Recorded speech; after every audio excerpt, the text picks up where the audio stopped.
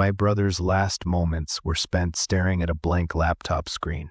But when I turned it on, there was a folder full of photos of people sleeping, and in the middle of them was me, wearing the shirt I'd left on the floor last night. That's when I found the video file. It was called lookbehindyou.mp4, and when I played it, I saw myself sitting at my desk, watching that exact video as something stepped out from the shadows behind me. Hey guys, welcome back to a brand new video.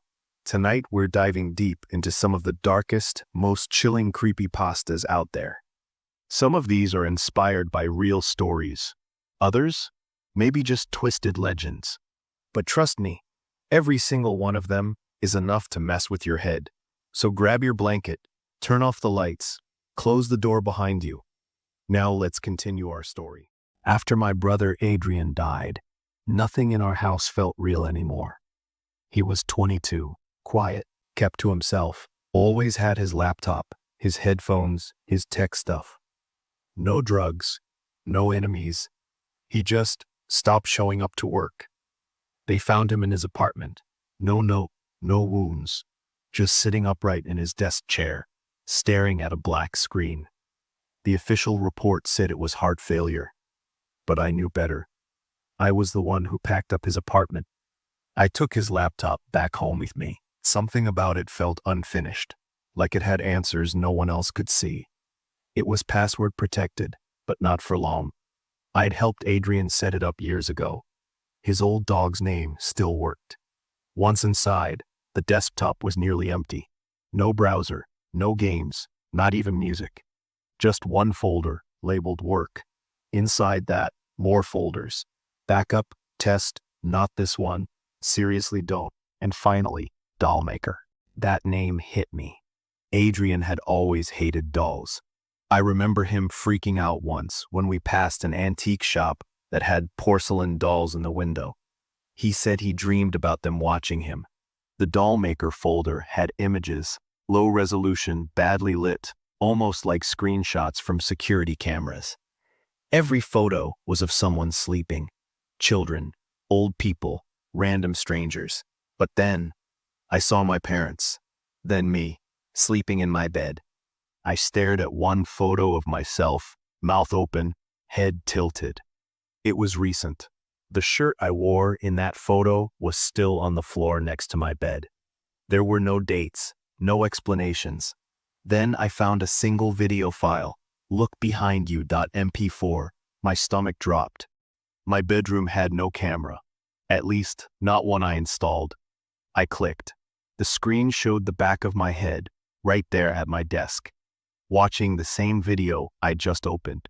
The image was grainy, dark, but I could make out my room, my chair, my body completely still. And then, something moved.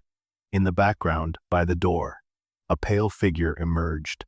Tall, gaunt, bald, skin like wax, wearing a child's nightgown. It crept closer, step by step, behind my chair. I paused the video, whipped around, nothing. I hit play again. Now the figure stood directly behind me, not moving, not blinking. Its face was a blur, just static where the eyes and mouth should have been. I slammed the laptop shut. I was shaking. This couldn't be real. A prank? AI generated? I went back into the folders, hands trembling. My cursor hovered over a file that had just appeared, newdoll.mp4. It hadn't been there before. I swear it. I clicked it. This time the footage was different. I was in it, but I was tied to a chair, gagged, blood dripping from my nose. I was screaming, but the audio was just static. In the background, that thing was sewing something, holding what looked like a porcelain face, like a mask, like a doll's head. The timestamp? Tomorrow, 3:17 a.m. Then the screen went black. I sat frozen in my room for hours, watching the corners. Every sound, every flicker of shadow, but nothing came. The next day, I destroyed the laptop, took it out into the woods, smashed it with a hammer, and buried the pieces. That night, I slept with the lights on. But when I woke up, something was on my pillow. A USB drive. No label. No explanation. I plugged it into my PC. One file. Named in Adrian's handwriting. "You're almost ready." And when I opened it, the screen stayed black. But I could hear breathing. Not from the speakers. From behind me. My older brother Jake was always into weird experiences. Skydiving, sensory deprivation tanks, haunted house sleepovers. So when he heard about the world's quietest room, he had to try it. The room is real. It's called an anechoic chamber, located at Orfield Labs in Minnesota. It's completely soundproof. So silent you can hear your own heartbeat, your blood moving, your bones creaking. Most people can't stay in there more than 30 minutes before they start hallucinating. Jake convinced the staff to let him stay for 1 hour. He even signed a waiver. He texted me a photo from outside the door, grinning, holding a stopwatch. I never got another text. The next morning, they found him slumped in the corner of the chamber, eyes wide open, ears bleeding slightly, still breathing, but he wouldn't speak. They said he'd used the panic button 47 minutes in, but when they unlocked the door, he was just sitting there, smiling. We brought him home. He didn't eat, didn't talk, just stared at the wall. But then the whispering started. Not from him, from behind him. At first I thought it was our pipes or the wind through the vents. But the sound always came when Jake was in the room, and it was always behind him, never to him. I tried recording it once, plugged a mic into my phone and left it overnight. The next morning, the recording was silent, except for one part, about 3 hours in. A voice, soft, inhuman. "You heard us once, now we will never stop." I confronted Jake, screamed at him to tell me what happened in that chamber. That's when he finally spoke. Just one sentence. They said the silence was theirs. That night, he disappeared. We called the police, filed reports, nothing, no sign of him, no security footage. He was just gone. 3 days later, I found a flash drive on my pillow, no note, just a single file, a recording, the timestamp, 47 minutes after Jake entered the chamber. The audio was pure static, at first. Then came breathing, then sobbing, and then whispers. Layered, distorted, thousands of voices, all saying the same thing.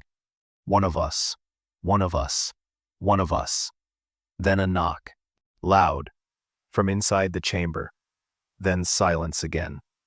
But right before the file ended, I heard one last sound, Jake's voice, whispering, "Turn around."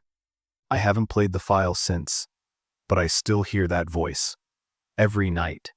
Right behind me, and I know if I ever look, I won't come back alone either. I found the cartridge at a garage sale. No label, just Majora scratched into the front in Sharpie. The old man gave it to me for free. Said it used to belong to a kid named Ben. He didn't say anything else. At first, it seemed like a normal copy of The Legend of Zelda, Majora's Mask. But when I booted it up, there was already a save file. The name on it? Ben. I tried to delete it, but every time I did, it came back. Then things got weird. In the game, Link would randomly teleport. Items disappeared from my inventory. The music would slow down and distort, Majora's theme playing in reverse. NPCs glitched out, their heads would spin. Text boxes would say things like, "You shouldn't have done that. He's watching. Ben is real." Eventually, the Ben file overrode mine, and then Link started acting on his own. I loaded in, and Link was already in the clock tower, frozen. His eyes were black. Blood poured from them like tears. Every mirror in the game reflected not Link, but me. I swear it, I saw my own face staring back. Then the screen cut to black. No sound. Until one distorted voice whispered through my speakers, You made him drown. That night, I had a nightmare. I was standing in Termina Field, but it was empty. No music, no NPCs, just the sound of water, constant dripping. And then I saw him. Lynx model, bloated, waterlogged, floating, eyes wide, dead. When I woke up, my computer had a new folder, /Ben files. Inside were screenshots I'd never taken, clips from the game I never recorded, and a text file that said, "You can't run from drowning." I threw out the cartridge, smashed it. Didn't matter. My webcam started flickering on randomly. My new games crashed with the same message. You shouldn't have deleted him.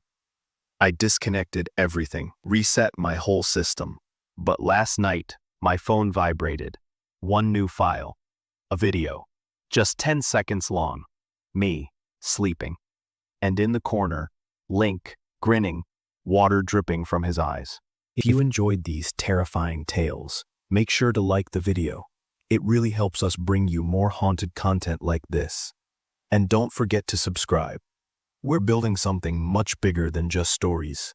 This is only the beginning.